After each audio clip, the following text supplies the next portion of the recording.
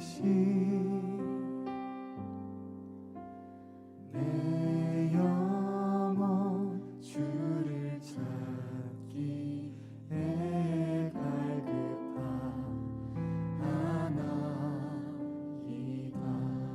목마른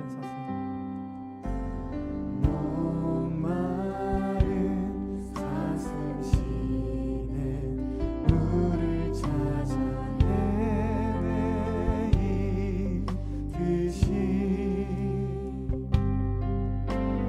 내 영혼 주를 찾기에 갈급하나이다.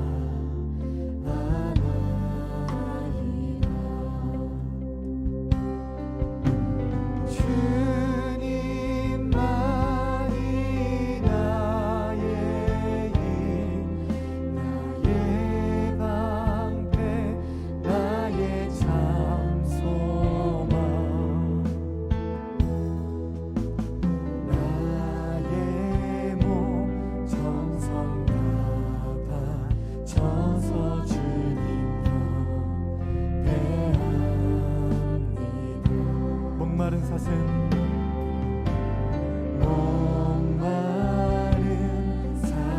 쉬네 물을 찾아 헤매이듯이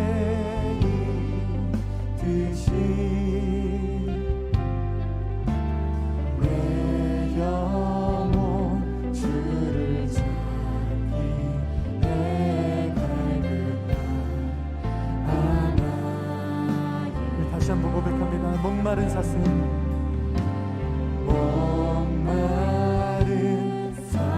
쉬네 물을 찾아 헤매이듯이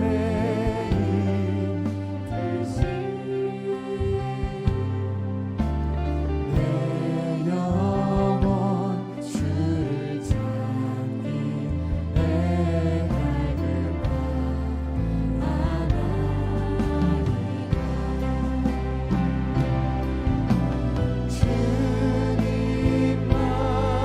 주님만이 나의 힘, 나의 방패, 나의 참 소망, 나의 몸 정성 다바 쳐서 주님 경배합니다. 주님만이 나의 힘, 주님만이 나의 힘, 나의 방패, 나의 참 소망, 나의 몸 정성 다바 쳐서 주님 경배합니다. 아멘. 우리 예배를 받으실 주님께 영광의 박수 올려드리기 원합니다.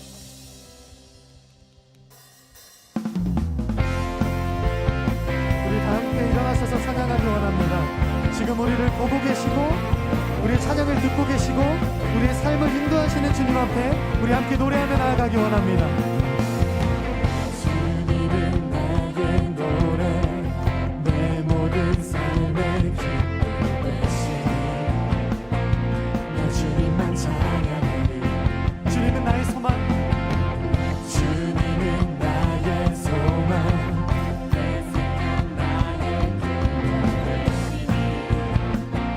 나 주님만 의지하리. 매일 주님 앞에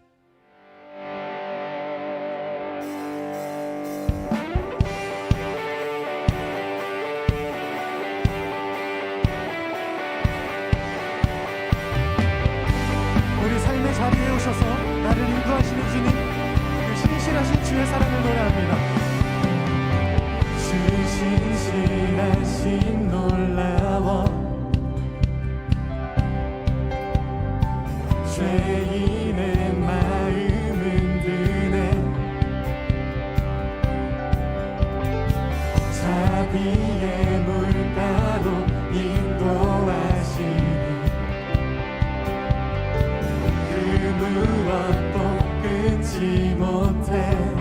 주여 기억하소서. 주여 기억하소서. 주 백성 자녀들 신실한 주님의 약속. 주님의 은혜 내게 넘치네. 나를 향한 주 은혜. 공의와 사랑 놀라워. 공의와 사랑 놀라워. 약한 자들어 쓰시네. 약한 자들어 쓰시네. 구원의 노래로 인도하시니 만 백성 함께 찬양해. 주여 기억하소서. 주 백성 자녀들 신실한 주님의 약속. 주님의 은혜 내게 넘치네. 나를 향한 주 은혜. 주님의 은혜 내게 넘치네. 나를 향한 주 은혜. 주여 기억하소서. 주 백성 자녀들 신실한 주님의 약속. 주여 기억하소서.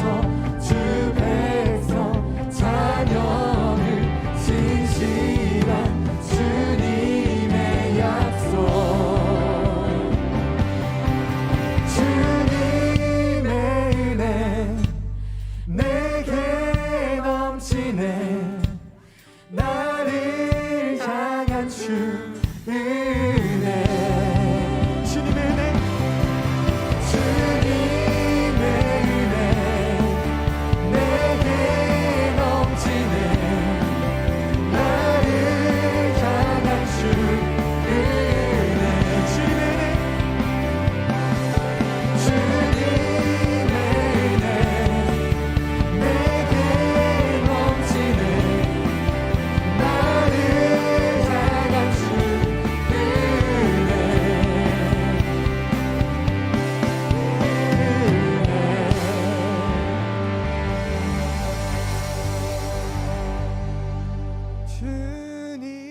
내게 넘치네.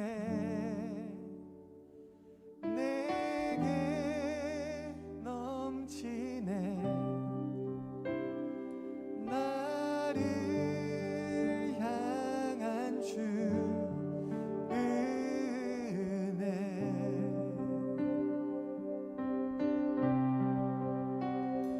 주님의 은혜 내게 넘치네. 나를 향한 주 은혜. 우리 다시 한번 고백합니다. 주님의 은혜. 주님의 은혜 내게 넘치네. 나를 향한 주 은혜. 이미 충만하신 그 은혜를 우리가 노래합니다. 주님의 은혜. 주님의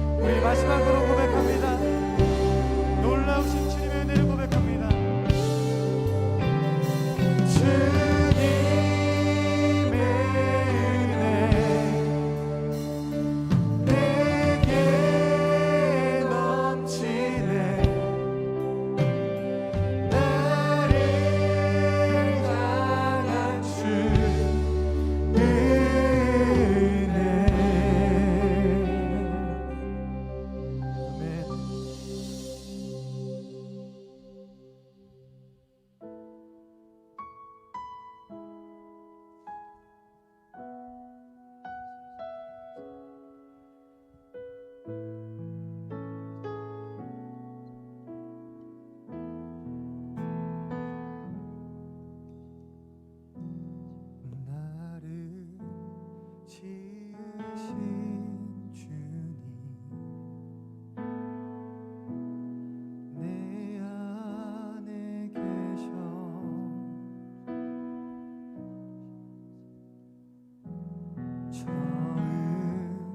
처음부터 내 삶은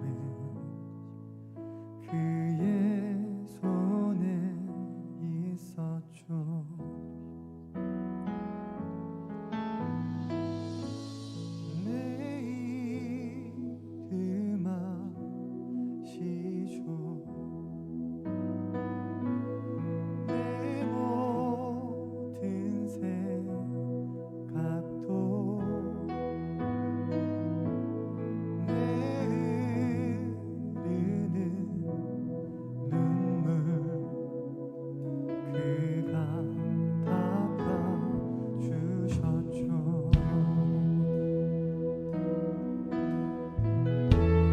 고백합니다. 나를 지으신 주님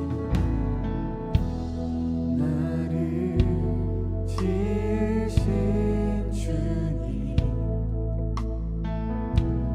내 안에 계셔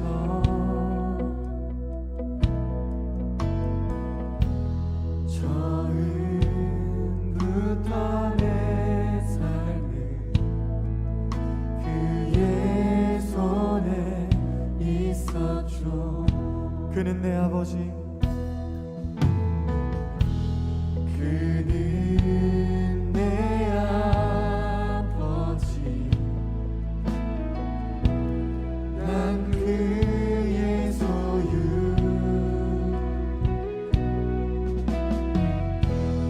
내가 어딜 가든지 날 떠나지 내 이름 아시죠? 내 이름 아시죠?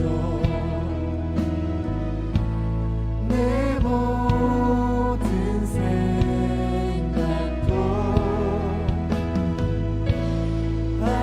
아바라 부를 때 그가 내 이름 아시죠? 내 이름 아시죠?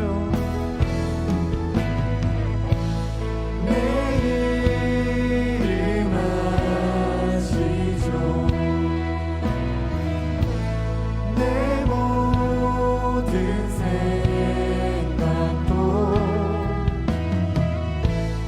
내 흐르는 눈물 그가 닦아주셨죠.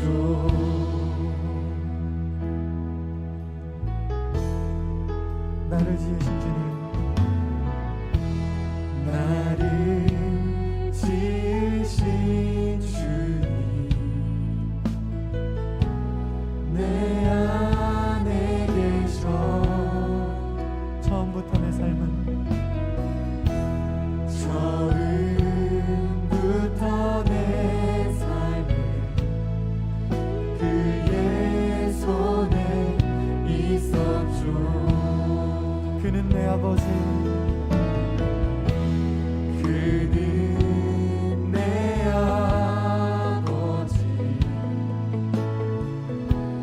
난 그의 소유 내가 어딜 가든지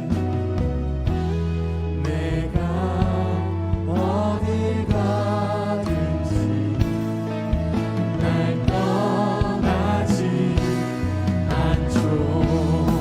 아멘.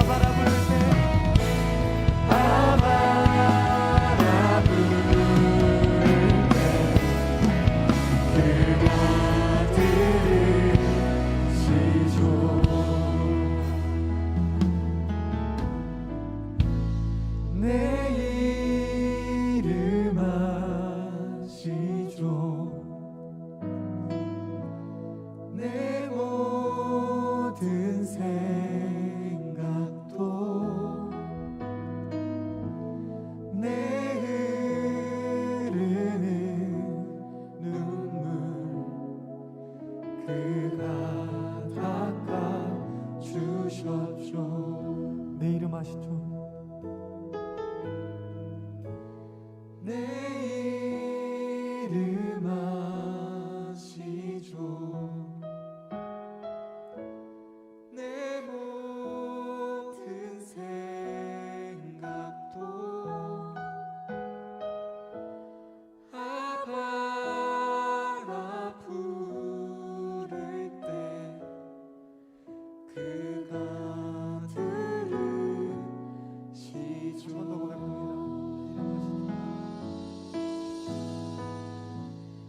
내 이름 아시죠. 내 모든 생각도 내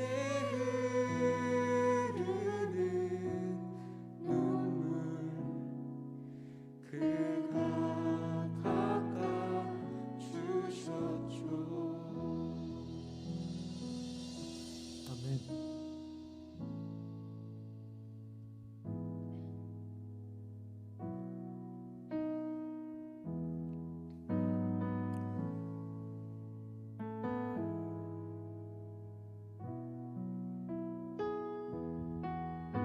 세상에 얼마나 많은 이름들이 있겠어요. 그렇죠? 세상에 얼마나 많은 종류의 사람들이 각 한 사람 한 사람 이렇게 다른 사람들이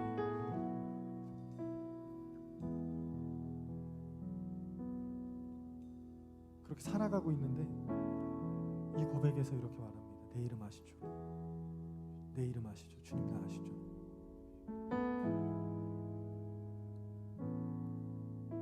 우리가 질문하듯이 이렇게 내 이름 아시죠? 라고 말했지만 우리가 이 고백에 확신이 있으셨으면 좋겠습니다. 주님 내 이름 알고 계세요. 주님 나를 알고 계세요. 주님 내 삶을 알고 계세요.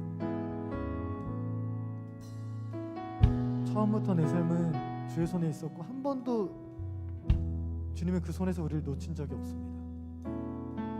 때로는 우리의 기도가 침묵으로 다가올지라도 우리 이 시간 이렇게 기도했으면 좋겠습니다. 주님 우리가 그 침묵을 의심하지 않고 그 침묵 가운데 잠잠히 겸손히 기다릴 줄 아는 그 놀라운 믿음을 우리에게 허락하여 주시옵소서. 이렇게 주께 나아가면서 우리 기도함으로 나아갑시다. 기도하겠습니다. 나를 아시는 주님, 나를 보호하시고 나를 지키시고 항상 나를 손에서 놓지 않으신 주님, 아버지 주님 내 이름 아시고 아버지 그 확신이 아버지 하나님 주께로 나아가기 원합니다. 아버지 주님 당장의 우리의 기도와 당장의 걸음에 아버지 하나님 앞에 아무것도 보이지 않을지라도 그 완벽한 주의 때를 기다릴 수 있는 그 믿음을 우리에게 허락하여 주시옵소서. 그 완벽한 주의 계획 안에 있기까지 그 평안함을 우리에게 느낄 수 있는 그 놀라운 믿음이 그 놀라운 그 진실이 되는 그 마음이 주님께서 허락하여 주시옵소서. 오늘은 주로 말미암아 나아가고 주로 말미암아 멈추고 또 기다리는 우리가 되길 원합니다. 아버지 하나님 주님 함께하여 주시옵소서. 아버지 하나님 주님 말씀 나의 뜻대로 하여 주시옵소서. 아버지 하나님 함께하여 주시옵소서.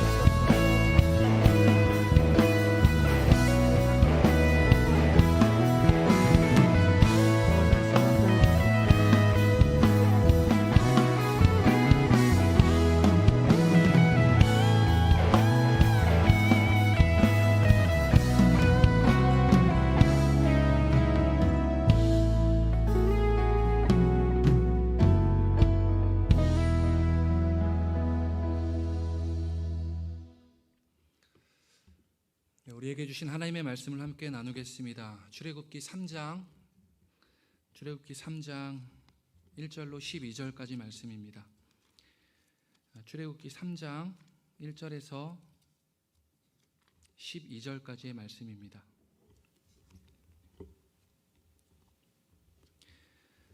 구약성경 84면에 있습니다. 저와 여러분이 한 절씩 교독하면서 하나님의 말씀을 함께 읽고 마지막 절은 함께 보겠습니다. 제가 먼저 읽겠습니다.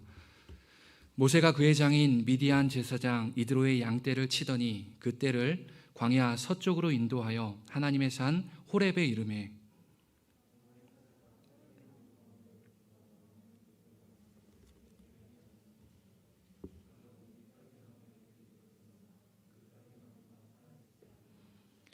이에 모세가 이르되 내가 돌이켜 가서 이 큰 광경을 보리라. 떨기나무가 어찌하여 타지 아니하는고 하니 그때에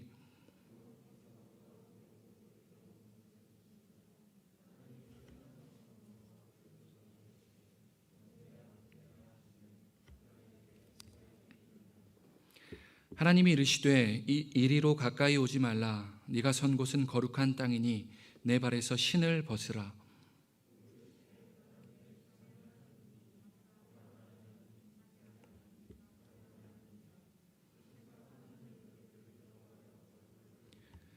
여호와께서 이르시되 내가 애굽에 있는 내 백성의 고통을 분명히 보고 그들이 감독자로 말미암아 부르짖음을 듣고 그 근심을 알고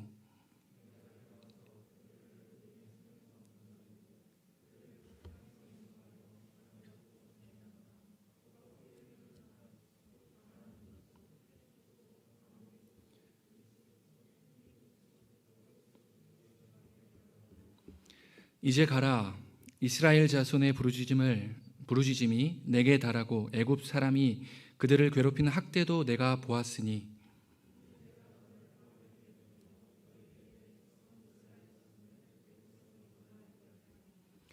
모세가 하나님께 아뢰되 내가 누구이기에 바로에게 가며 이스라엘 자손을 애굽에서 인도하여 내리이까. 하나님이 이르시되 내가 반드시 너와 함께 있으리라. 네가 그 백성을 애굽에서 인도하여 낸 후에 너희가 이 산에서 하나님을 섬기리니 이것이 내가 너를 보낸 증거니라. 아멘. 한번 기도하고 하나님의 말씀 나누겠습니다. 사랑하는 주님, 하나님의 말씀 앞에 섭니다. 이 말씀으로 우리를 인도하여 주십시오. 우리 각 사람이 처한 환경과 상황이 다르기에 하나님의 전능하심이 필요합니다. 오셔서 각 사람에게 필요한 말씀을 공급하여 주십시오. 살아계신 예수 그리스도의 이름으로 기도했습니다. 아멘. 우리는 오늘 창세기의 긴 막을 끝내고 출애굽기에 들어왔습니다. 성경 66권 중에 한 권을 마치고 두 번째 권으로 들어오는 시간이었습니다. 창세기 1장에서 하나님은 말씀으로 창조하신 그 창조의 사건으로 시작된 창세기가 창세기의 마지막 50장에 가서 죽음으로 장래의 장면을 보여주며 마치는 것을 우리는 보게 됩니다. 이것은 곧 창세기 전체가 무엇을 의미하고 무엇을 말하고 있는가라는 것을 보여주는 메시지이기도 합니다. 결국 인간이 어떠한 존재였는가, 창세기의 창조 그리고 50장의 죽음, 곧 인간이란 죽을 수밖에 없는 제한적인 존재라는 것입니다. 모든 인간이 반드시 죽음을 맞이하게 되는 유한하고 제한적인 것이라, 그래서 인간은 반드시 무한하고 전능하신 하나님의 도우심이 필요한 존재임을 창세기 전체를 통해서 우리에게 알려주고 있는 것입니다. 이런 배경 속에서 이제 출애굽기가 시작됩니다. 여러분, 우리가 예배 전에 함께 봤었던 모세의 일대기를 찬양으로 표현했었던 요게벳의 노래라는 찬양이었습니다. 출애굽기는 영어로 엑소더스라고 합니다. 근데 이게 히브리 표현이 재밌는데요. 헬라어 표현인데요. 엑스호더스라고 이렇게 발음은 좀 다를 수 있겠지만 의미가 이러합니다.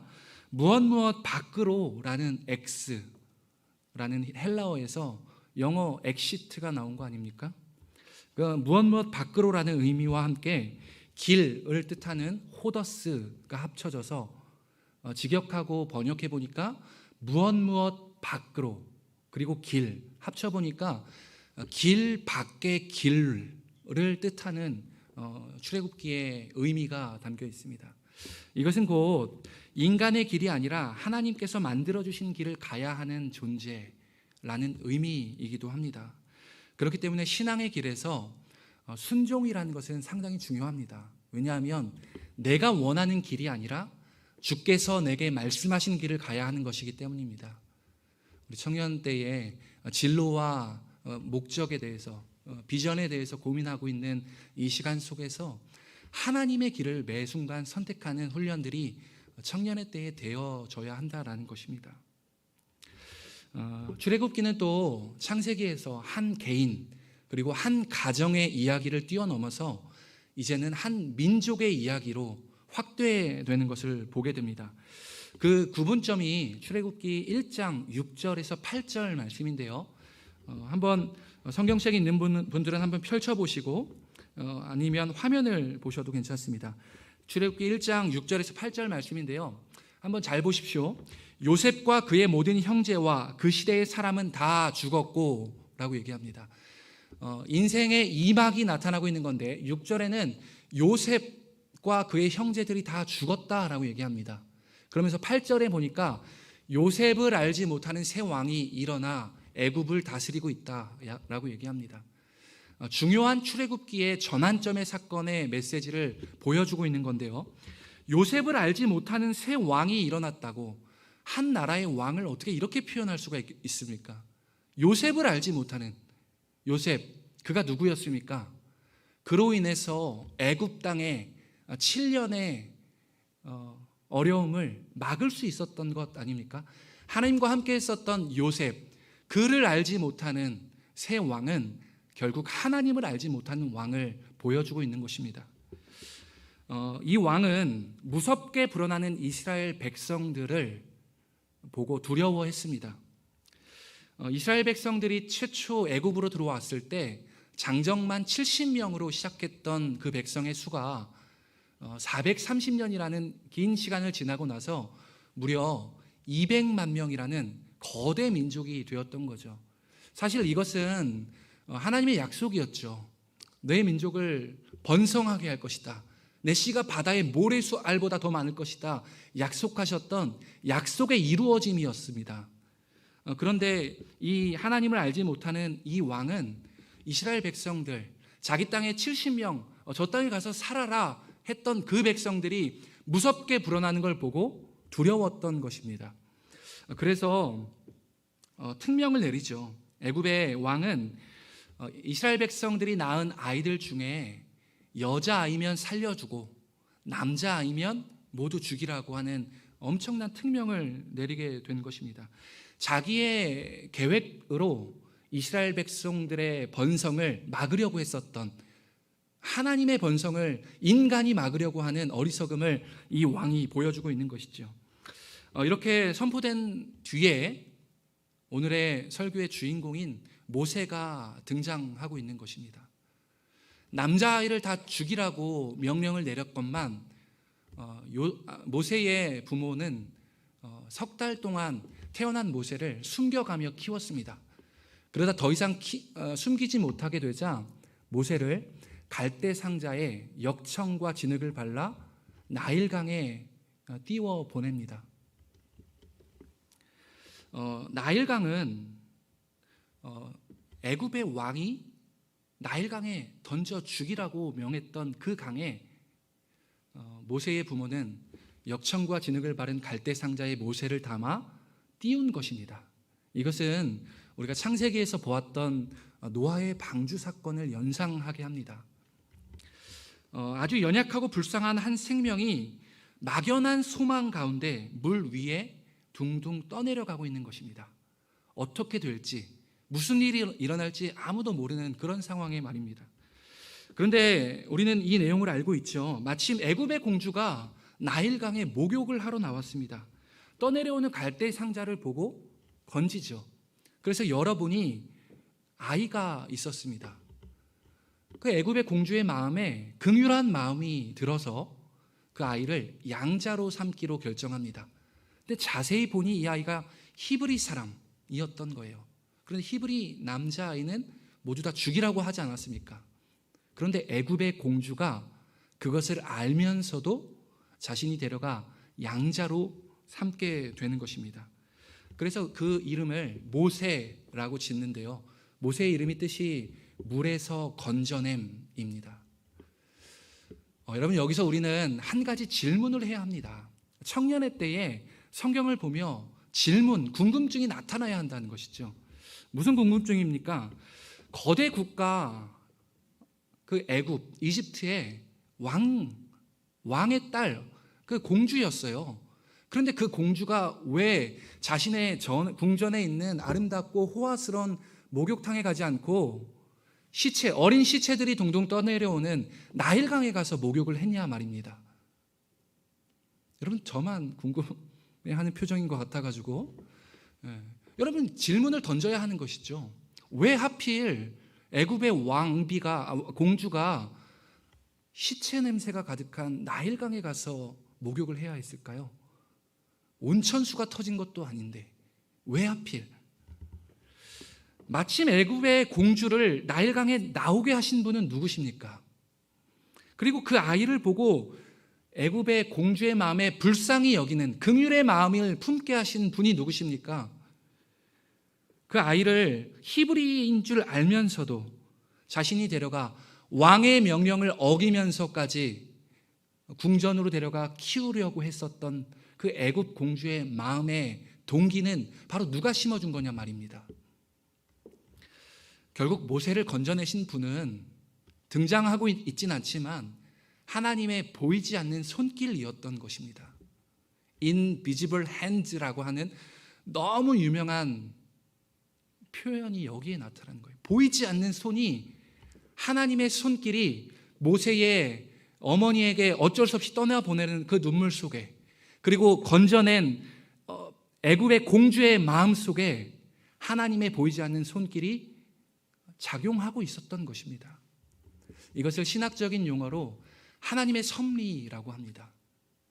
여러분, 섭리, 우리가 지난주에 예배 중에 찬양 불렀었던 날 향한 계획이라는 찬양 가사가 시작이 이렇게 됩니다. 내 앞에 주어진 매일의 삶을 살다가 보면 그곳에 날 향한 계획, 섭리가 있다네.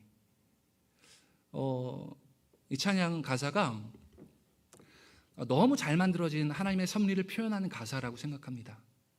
그게 왜 그런지 이따가 또 설명해 보겠습니다.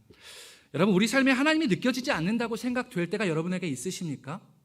하나님이 안 계시다.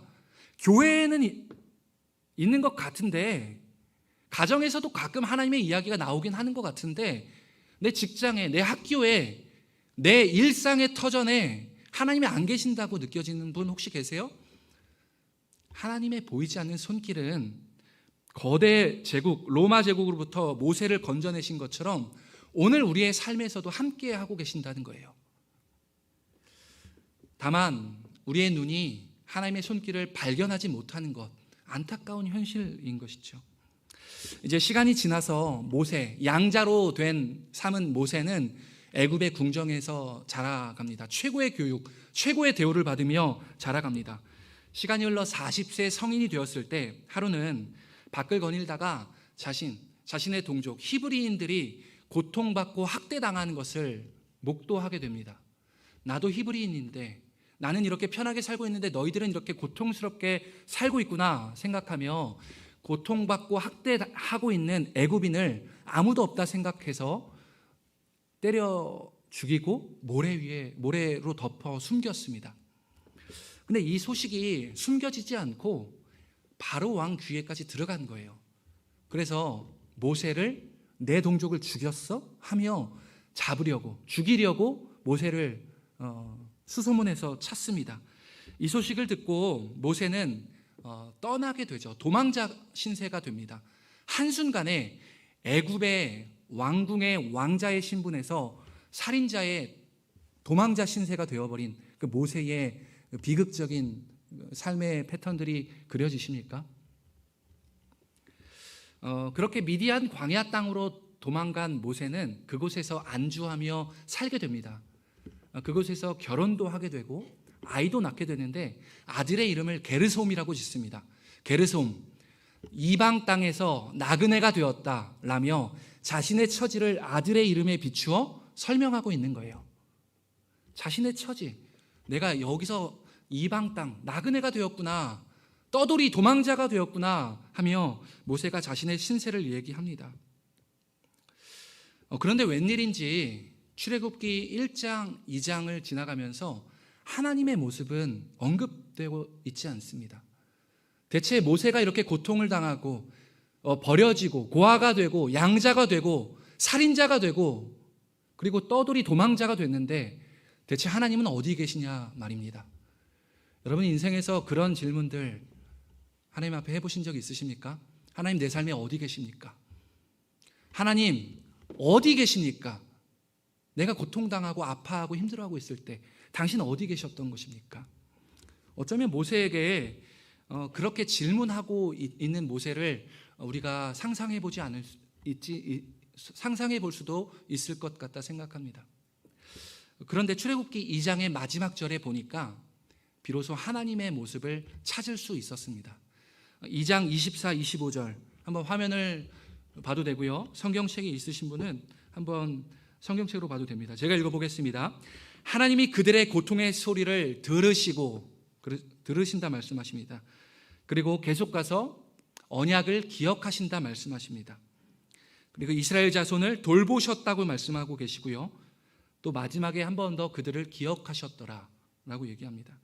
마지막에 그들을 기억하셨더라 라는 표현은 기억하신 것을 두 번 표현한 것이 아니라 기억하셨다. 이건 번역상의 아쉬움인데 사실은 아시는 분, 하나님이 너희들의 상황, 이스라엘 백성들 그리고 모세 너가 처한 상황을 아시는 분으로 표현되고 있는 것입니다. 하나님은 어떤 상황에 처해 있는지 알고 계시는 분이시라는 거예요. 하나님의 침묵이 하나님의 부재를 뜻하는 것이 아니라는 것입니다. 하나님은 단순히 침묵 가운데 함께 하고 계시는 거였어요. 여러분 이런 오해에서 풀려나시기를, 자유로우시기를 주님의 이름으로 부탁드립니다. 낮 시간에 먹구름이 가득하다고 해서 해가 없다라는 것이 아닙니다.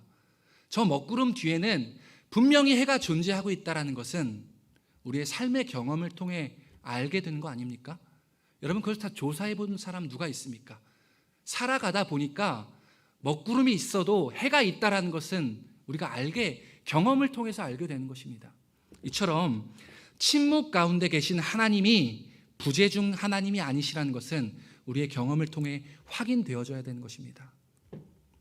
이제 또다시 시간이 지납니다. 40세에 도망자 신세가 됐던 모세, 그리고 또다시 40년이 흘러서 오늘 본문 3장을 맞이하게 되는 건데 거기서 바로 하나님이 찾아오십니다. 출애굽기 3장 1, 2절인 말씀인데요. 우리 한 목소리로 두 절 말씀을 모세를 찾아오신 하나님을 함께 고백해 보겠습니다. 1절, 2절입니다. 시작. 모세가 그의 장인 미디안 제사장 이드로의 양떼를 치더니 그떼를 광야 서쪽으로 인도하여 하나님의 산 호렙에 이르매 여호와의 사자가 떨기나무 가운데로부터 나오는 불꽃 안에서 그에게 나타나시니라. 그가 보니 떨기나무에 불이 붙었으나 그 떨기나무가 사라지지 아니하는지라. 지금 모세는 미디안 땅에서 그의 장인 이드로의 양떼를 치는 목자로 살아가고 있는 거예요. 무려 40년 동안이요. 이날도 양을 치고 있었던 여느 때와 다름없는 그런 날이었습니다. 양을 치다가 하나님의 산 호렙이라는 곳에 도착했을 때 놀라운 광경을 맞이하게 되는 거죠. 떨기나무에 불이 붙었는데 그 떨기나무는 타지 않는 겁니다. 불은 있지만 타지 않는 거예요. 여기서 우리는 하나님에 대해서 중요한 단서들을 발견할 수 있습니다. 첫 번째, 하나님은 우리를 찾아오시는 분이라고 말씀하는 것이에요. 하나님은 우리를 찾아오시는 분이라는 것입니다. 모세가 하나님을 찾고 있었습니까? 하나님을 불렀나요? 아니요. 모세의 삶의 자리에 찾아오시는 것입니다. 그런데 언제 모세를 찾아오셨는가? 더 중요한 부분인데요. 매우 일상적인 모세의 삶의 자리에 찾아오셨다는 거예요. 보이십니까? 호렙산, 하나님의 산 호렙에 도착했을 때 그 산이 특별해서가 아니었습니다. 혹자는 수련회에 가야만 하나님을 경험할 수 있다고 얘기하는 사람들이 있습니다. 또는 코로나 시대에 아우리치를 못 가서 하나님을 경험할 수 있는 은혜의 방법이 적어졌다고 얘기합니다. 그렇게만 하나님을 만나는 방법을 누가 정해놓은 것이죠? 아닙니다. 하나님은 어디에도 계시는 거예요. 모세의 일상에 찾아오셨던 하나님께서 우리 각 사람의 일상의 자리에 찾아오신다라는 것입니다. 나의 일상에서 하나님을 발견하는 눈이 열려야 하는 것입니다. 내 눈에 사도 바울의 고백과 같이 비늘과 같은 것이 벗겨져서 일상의 환경 속에서 반복되는 시간 속에서 함께하고 계셨던 그 하나님의 손길 발견할 수 있는 눈이 열려야 한다는 것입니다. 그 떨기나무를 모세가 심각하게 이게 뭐지 하며 쳐다보고 다가가려고 했을 때 그 떨기나무 불로부터 모세에게 음성이 들려옵니다. 모세야, 모세야. 모세가 대답합니다. 네, 내가 여기 있습니다. 아브라함이 대답했던 대답과 동일한 대답인 것이죠. 하나님이 말씀하시죠. 5절 말씀에 너가 서 있는 그곳이 바로 거룩한 땅이다. 그렇기 때문에 그 땅에서 그곳에서 너의 신을 벗어야 한다. 해석이 정말 필요한 부분입니다. 내가 선 곳은 거룩한 땅이라고 말하고 있을 때 성경에서 한 지명을 거룩하다, 거룩한 곳이다 라고 말했던 것은 유일한 곳입니다. 성경 어디에서도 그 땅을 가리켜 거룩한 땅이라고 얘기한 곳이 없습니다. 여러분, 호렙산에 지금 모세가 도착했잖아요. 네가 호렙산에 서 있는데 그 땅이 거룩하다고 말씀하시는 겁니다. 여러분, 호렙이라는 뜻이 무엇인지 아십니까? 호렙. 산은 우리가 말하는 마운틴이지만 호렙은 뭡니까? 황폐한 땅, 폐허와 같은 땅, 황무지와 같은 땅이 바로 호렙이었던 것입니다. 그 산에 모세가 간 것은 그 산이 특별해서가 아니라 우연한 일상의 시간을 보내던 중에 오늘은 양떼를 이끌고 호렙산으로 가야지 하며 우연히 다다른 산이었을 뿐이었던 거예요. 저도 우연히 방송에서 예수님의 옷이 보관된 장소다라고 하면서 그곳을 엄청난 교회, 성전을 만들어서 기념하고 이곳이 성지, 이곳이 바로 거룩한 곳입니다 라고 주장하는 TV 프로를 우연히 보게 됐습니다. 그런데 정말 그곳이 성지입니까? 정말 거룩한 곳은 어디입니까? 호렙산입니까? 아니라는 걸 우리가 호렙의 의미에서 발견했잖아요. 호렙산이 거룩했었던 이유는 그곳에 하나님이 계셨기 때문인 거예요. 하나님이 계신 곳이 바로 거룩한 장소라는 것을 기억하십시오. 교회 예배당에 하나님이 안 계신다? 비참한 일인 것입니다. 예배당에 하나님의 이름이 높여지지 않고 다른 어떤 것이 더 하나님보다 높아진다면 비극적인 일인 것이죠. 역사가 증명해주는 비극을 오늘날 우리는 살아가고 있는 것입니다. 하나님이 계신 곳이 바로 거룩한 장소라는 것을 기억하십시오.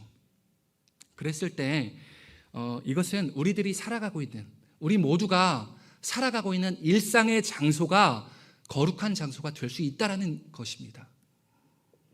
가장 평범했던 장소가 하나님이 우리를 부르시는 거룩한 장소로 변할 수 있다는 것이에요. 여러분, 직장에서, 학교에서, 어디에서 가장 많은 일상을 보내고 계십니까? 그곳에 함께 하시는 하나님을 발견하십시오. 하나님은 그곳에 함께하고 계십니다. 교회당에서 계신 하나님이 아니라 내 일상에서 나와 더 함께 교제하기를 원하시는 그 장소에 하나님이 계시다라는 것입니다. 너무나 익숙한 일상의 시간들을 소중하게 여기시게 되는 청년들이 되시기를 주님의 이름으로 축복합니다. 이어서 하나님이 말씀하시죠. 네 발에 있는 신을 벗으라. 무슨 말입니까? 그래서 고민했어요. 저희도 찬양팀 설교자인 저도 오늘 신발을 벗고 한번 해보면 어떨까? 신을 벗으라. 거룩하신 하나님 앞에 신을 벗으라고 하니까, 그런데 불편하게 생각하시는 분도 있을 것 같아 하지 않았습니다. 내 발에서 신을 벗으라고 말합니다. 그동안 모세가 신을 신고 걸어왔던 모세의 삶의 이력을 살펴보십시오. 태어나자마자 어쩔 수 없이 부모에게 버림받은 고아가 되었습니다. 누군가의 양자가 되어서 자라난 거예요. 동족을 도우려다 살인자가 됐습니다. 그러다 어쩔 수 없이 미디안 광야에서 양을 치며 40년을 살아가는 도망자 신세로 살아가게 되는 모세인 것입니다. 모세가 현타가 오지 않았을까요? 내가 지금 뭘 하는 거지 여기서? 가만히 있었으면 그냥 왕궁에서 편하게 먹고 살았을 텐데 굳이 내가 히브리 사람인 걸 티내가지고 살인자가 되고 도망자가 되고 양떼나 치고 있고 뭐 하는 거지? 모세는 어쩌면 그렇게 생각할지 모릅니다. 오늘날 많은 인기를 누리던 유명인들이 그 인기가 시간이 지나면서 점차 사그라들면서 인생의 허무함과 마주하는 것을 보게 되죠. 그때 두 가지 반응입니다. 첫 번째는 자신의 삶의 나를 본연의 나를 찾아가는 사람이 있는가 하면 자신의 인생을 스스로 끝내버리는, 삶을 포기해버리는 경우가 있다는 것을 우리 TV 미디어를 통해서 심심치 않게 자주 마주하지 않습니까? 바로의 궁정에 살며 최고 대우를 받았던 모세는 바로 내가 누구지? 내가 왜 그랬지? 하며 미디안 황무지 벌판에서 그렇게 하루하루 살아가고 있었던 것이에요.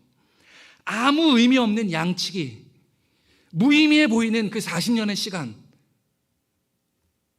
그렇게 흘러가는 거예요. 그러나 모세의 삶에 오늘 3장에서 하나님이 찾아오시는 거예요. 하나님이 자신을 찾아오시는 하나님을 만났을 때 모세의 삶에 지난 그 시간들의 이력들이 우연이 아니라 자신을 향한 특별한 목적이 있었다는 것을 어렴풋이 발견하게 되는 것이죠. 여러분, 고대 근동에서 신을 벗는다라고 했을 때 그것은 존경을 나타냅니다. 그리고 상대방에게 겸손을 드러내는 행위인 거예요. 그래서 우리는 하나님 앞에서 모두가 신을 벗어야 한다는 것입니다. 겸손과 존경을 표현해야 된다는 거죠. 두 번째, 신을 벗는다라고 했을 때 집안의 주인이 상대방을 초청하는 의미입니다. 사막과 같은 먼지가 많은 땅에서 집안에 들어왔을 때 신을 벗고 초대한 주인은 물을 떠와서 발을 씻기는 문화가 있었습니다. 그리고 고대 근동에 있었던 그 이집트 땅에 있었던 양탄자, 그런 부드러운 카펫 같은 것을 밟으며 주인이 거하고 있는 가장 깊은 안방으로 초대되어 모셔가는 것이죠. 하나님은 지금 살인자 모세, 고아 모세, 양자로 자란 모세를 자신의 삶의 사역, 구원 사역의 파트너로 초대하고 계시는 장면인 거예요. 너가 그런 삶을 살았니? 괜찮단다. 너 이제 나의 사역의 파트너로 내가 널 초대한다. 그러니 신을 벗고 들어오지 않으렴? 모세를 초대하고 있는 거예요.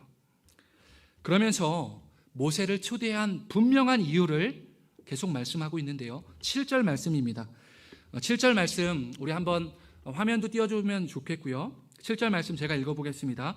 여호와께서 이르시되 내가 애굽에 있는 내 백성의 고통을 분명히 보고 그들의 감독자로 말미암아 부르짖음을 듣고 그 근심을 알고 있다고 말합니다. 화면을 계속 띄워주시면 감사할 건데요. 지금 하나님께서는 내가라고 하며 1인칭 단수 표현을 반복해서 사용하는 거예요. 지금 너네 고통당하고 있는 거 내가 할 것이다라고 반복하여 얘기하는 겁니다. 하나님이 주권적인 사역을 펼치실 것이다라고 모세에게 말하는 거예요. 그런데 계속 보면요, 하나님이 고통을 보고 계셨고 부르짖음을 듣고 계셨고 그 근심을 알고 있다고 말합니다. 모세에게 말하고 있는 거예요. 그런데 고통당하고 있는 430년째 이스라엘 백성들은 애굽 땅에서 노예로 살아가고 있는 백성들에게는 하나님이 보고 듣고 알고 계시다라는 것을 어떤 통로로 알 수 있나요? 모르는 거예요. 이들에게는 하나님이 없는 거예요. 하나님이 계시지 않는 거라고요. 여전히 8절에서 놀라운 하나님의 메시지가 선포됩니다. 8절 말씀 우리 큰 목소리로 한 목소리로 읽어보겠습니다. 같이요. 시작. 내가 내려가서 그들을 애굽인의 손에서 건져내고 그들을 그 땅에서 인도하여 아름답고 광대한 땅, 젖과 꿀이 흐르는 땅, 곧 가나안 족속, 헷 족속, 아모리 족속, 브리스 족속, 히위 족속, 여부수 족속의 지방에 데려가려 하노라. 화면을 띄워주시죠. 하나님이 말씀하시죠. 내가 내려갈 것이다. 고통당하고 있는 곳으로 내가 내려갈 것이다. 왜 430년 만에 그 결정을 하셨는지 원망이 되나요? 아니요. 그제라도 오신 하나님이 반가운 겁니다. 감격스러운 거예요.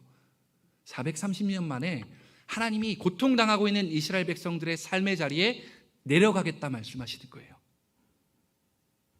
내려가서 어떻게 합니까? 건져내고 인도하여 데려갈 것이다 약속하시는 거예요.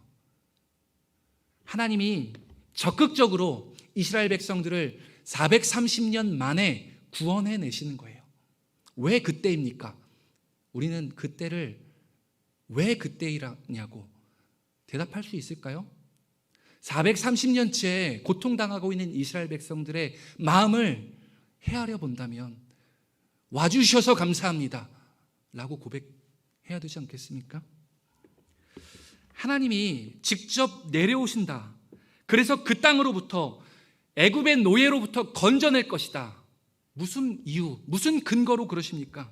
그리고 하나님이 약속의 땅, 평화로의 땅으로 데려갈 것이다 약속하십니다. 이 이야기는 출애굽기 전체의 핵심이자 우리 신앙생활을 한 절, 두 절로 요약하고 있는 내용과도 마찬가지입니다. 7절에서는 하나님이 침묵 가운데 계셔서 마치 안 계신 것 같다라며 우리가 하소연할 때가 있습니다. 그런데 하나님이 내려오시자, 내 삶에, 내 부르심 고통의 자리에 내려오시자 내 삶이 비로소 해석이 되는 거예요.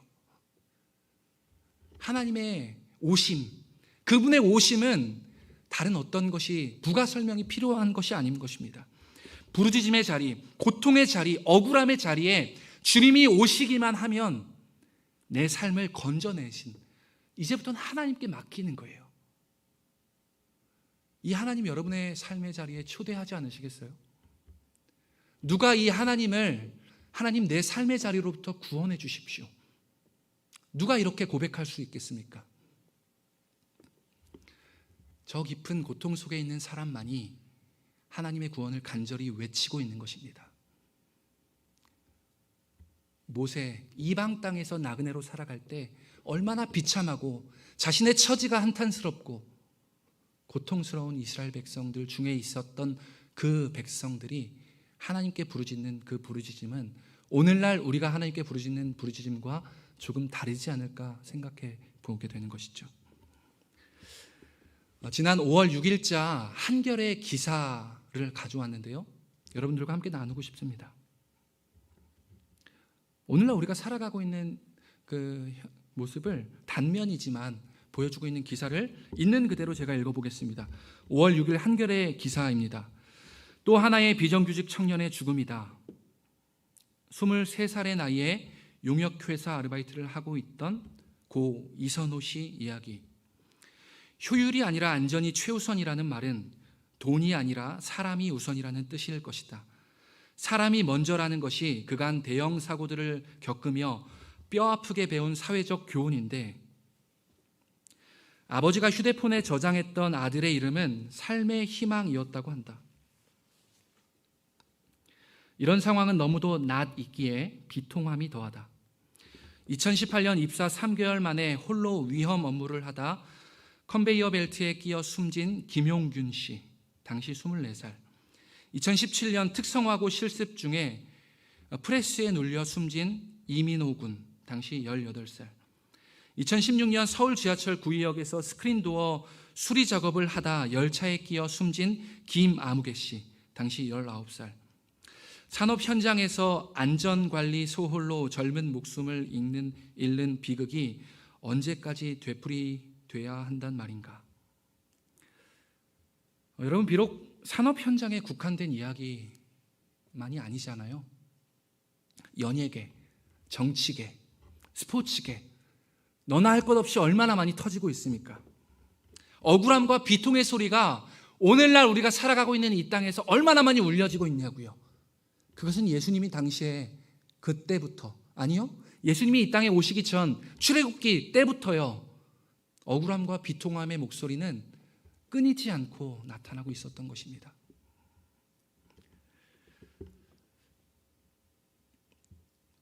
대형 사고를 겪고 이것이 안전 모범이다라고 제시하지만 연이어 대형 사고들이 터지는 것을 보게 되는 것입니다. 무엇이 해결책입니까? 제가 지금 산업 현장의 해결책을 제시하고 있는 것입니까? 아니요. 무엇이 우리 삶의 근본적인 해결책이냐 말입니다. 하나님이 내 억울함의 삶의 이 땅의 자리에 오셔야 하는 것이에요. 하나님이 오셔서 그 억울함을 풀어주셔야 하는 것이에요. 그 억울함과 비통함의 눈물로부터 구원, 건져주셔야 하는 것이란 말입니다.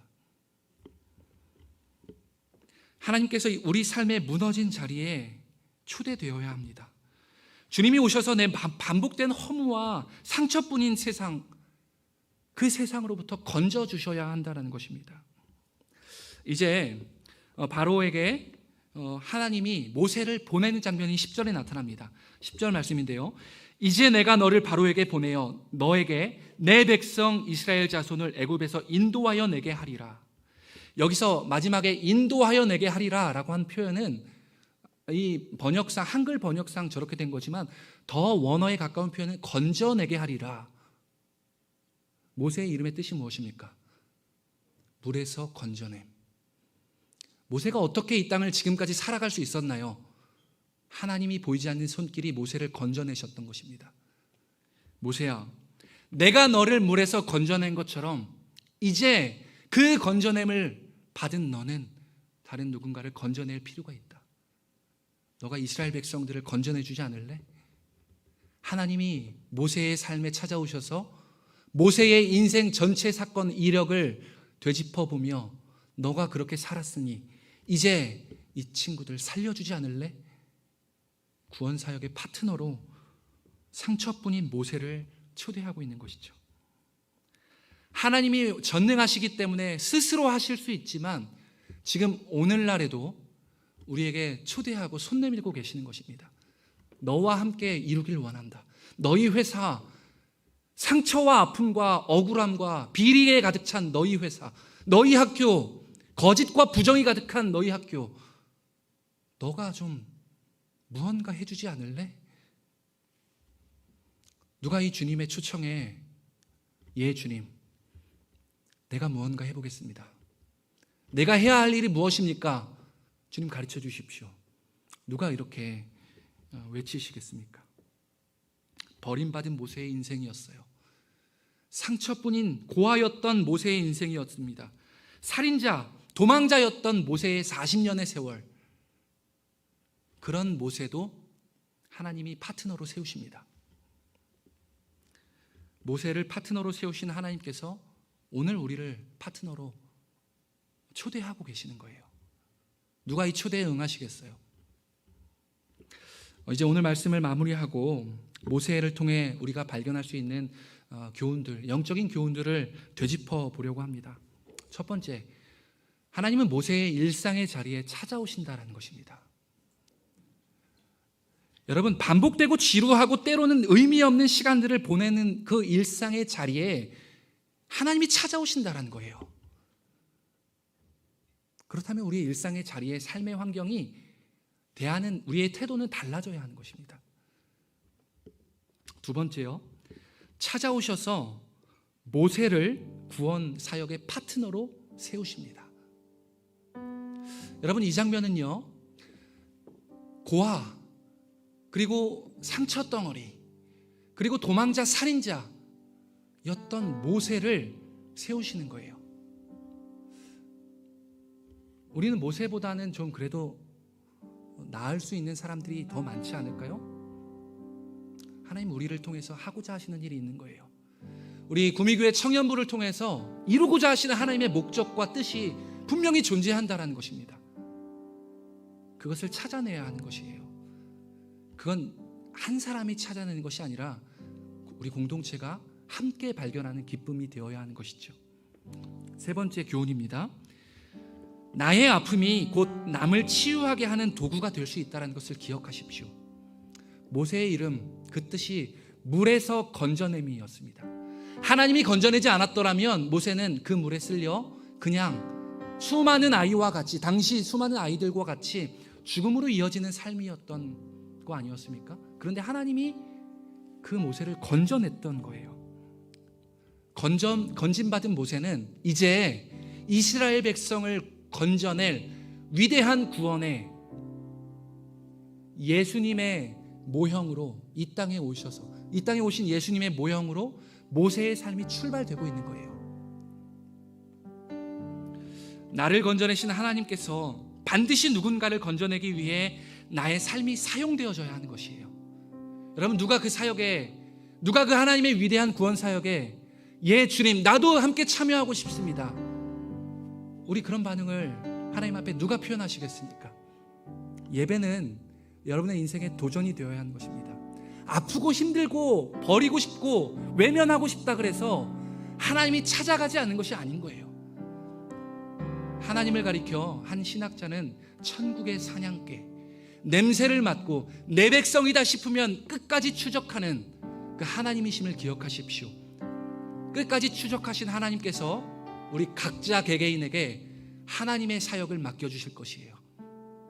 그날을 기대하십시다. 설교를 준비하면서 이 찬양이 계속 되뇌이게 되었습니다. 찬양 가사의 첫 줄이 온 땅의 주인 되신 주님이 내 이름을 알고 계신다 말씀하십니다. 여러분, 내가 무엇이기에, 내가 누구이기에 온 땅의 창조주이신 왕이신 주께서 내 이름을 알고 계십니까? 이 찬양의 후렴의 마지막 구절이 무엇인지 아십니까? 나의 부르짖음을 들으시며 날 귀하다 하신다. 여러분, 그 하나님의 존귀함을 받길 원하지 않으세요? 그 존귀함을 받은 사람만이 브릿지 부분에 이렇게 고백합니다. 나 오직 주의 것, 내 삶 전부는 주님의 것이라는 것을 고백하고 있는 거예요. 우리 한번 하나님의 이 초청과 부르심 앞에 이 찬양을 함께 부르고 싶은데 괜찮으시다면 믿음의 표현으로 좀 일어나서 하나님 앞에 고백하고 싶습니다. 우리 함께 일어나서 찬양하실까요?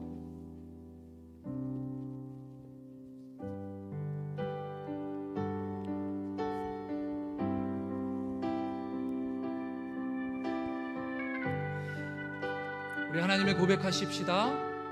온 땅의 주인 되신 주님, 온 땅의 주인 되신 주님이 내 이름 아시며 상한 맘 돌보네.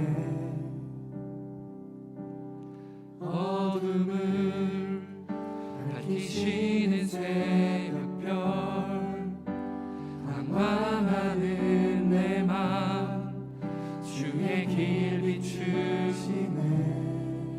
나로 인함이 아닌 나로 인함이 아닌 주가 행하신 것입니다. 주가 행하신 일로 나의 행함이 아니라 말씀합니다. 나의 행함이 아닌 오직 주권적인 주님의 사역. 주로 인하여 아멘. 나는 오늘 피었다 지는 이름 없는 꽃과 같네. 바다의 이름 파도 안개와 같지만 주는 나를 붙드시고 부르짖음 들으시며 날 귀하다. 날 귀하다 하시네. 아멘.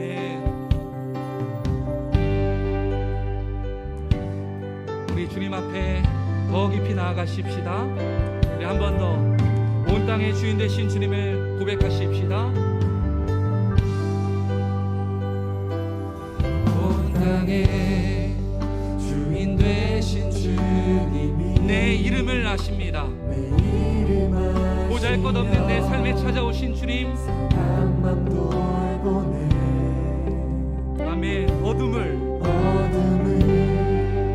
밝히시는 새벽별, 방황하는 내 맘 주의 길. 주의 길 비추시네. 우리 2절 가사로 주님은 나의 죄를, 주님은 나의 죄를 보시고 사랑의 눈, 사랑의 눈으로 날 일으키시네.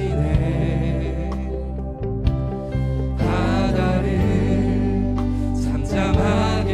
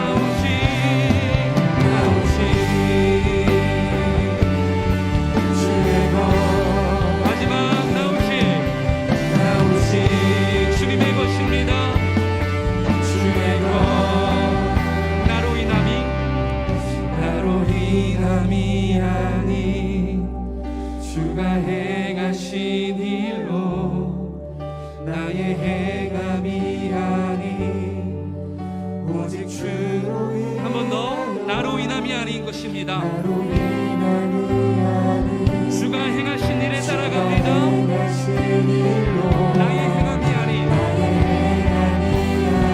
오직 주께서 이루십니다. 주로 인하여 예, 주님 그렇습니다.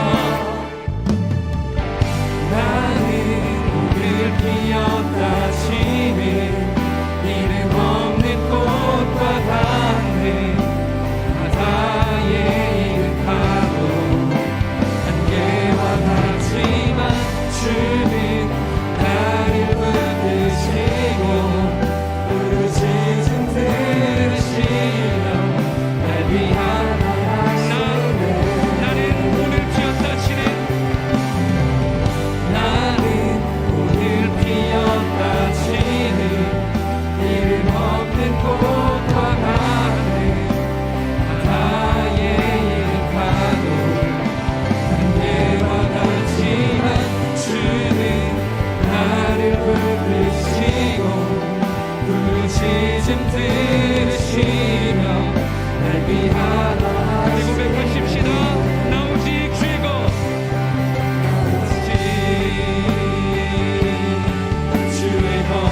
나 오직 주의 것 나는 주님의 것입니다. 영원토록 나 오직 주의 것 오직 주님의 것 나 오직 주의 것 주님의 것입니다.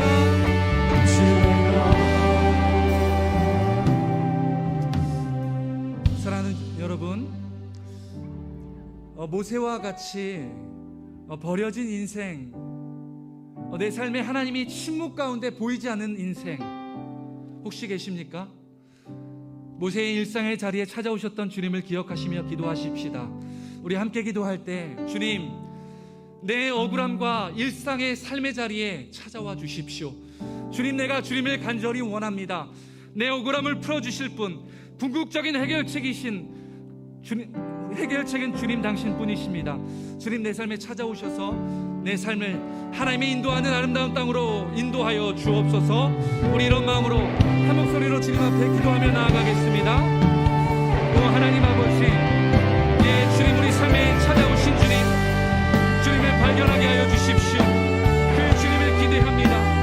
날마다 하나님의 내 가운데 살아가게 도와주시며 허무한 인생 되지 않게 하여 주시고 날 위하다 말씀하신 부르심에 듣고 응답하시는 그 주님을 발견하게 하여 주옵소서. 주님의 인생 가운데 함께 참여하는 인생 되게 도와주시고 날마다 하나님의 사랑으로 오늘 우리의 하루하루 살아갈 수 있는 믿음의 눈이 열리게 도와주옵소서. 하나님의 놀라우심을 바라보기를 원합니다. 주님 우리 인생 가운데 찾아오셔서 우리를 하나님의 있는 곳으로 하나님의 전으로 인도하여 주옵소서.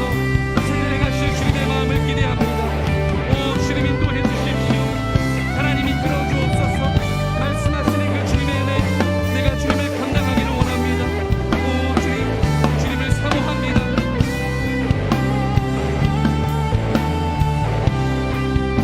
우리 한 번만 더 기도하십시다. 우리 한 가지만 더 위해서 기도할 때 여러분, 모세의 인생의 이력을 기억하십시오. 부모에게 버려졌고 양자가 되어서 이방 땅에서 나그네로 도망자로 살아가고 있는 모세의 인생에 주님이 찾아오십니다. 여러분의 인생에도 주님이 반드시 찾아오실 것입니다. 여러분, 우리 그날을 준비하십시다. 그래서 이번에 기도할 때는 주님, 내가 해야 할 역할이 무엇입니까? 주님, 오늘 내가 살아있는 이유와 목적이 어디에 있습니까? 주님, 그 목적을 발견하는 인생 되게 하여 주옵소서. 우리 이런 마음으로 한 번 더 부르짖겠습니다. 오 하나님 아버지, 내 인생의 분명한 목적과 이유를 허락하여 주옵소서. 하나님, 제일 내가 실행 그 주님의 은혜를 경험하게 하여 주옵소서. 놀라우신 하나님의 임재 가운데 다 함께 들어갈 수 있도록 우리를 이끌어 주옵소서. 오 하나님, 내가 살아있는 이유가 무엇입니까? 하나님, 내가 있어야 할 이유가 무엇입니까? 하나님, 왜 내가 그곳에 있어야 합니까?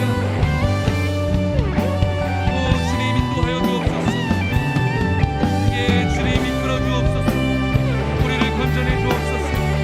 하나님, 지혜를 행하여 주옵소서.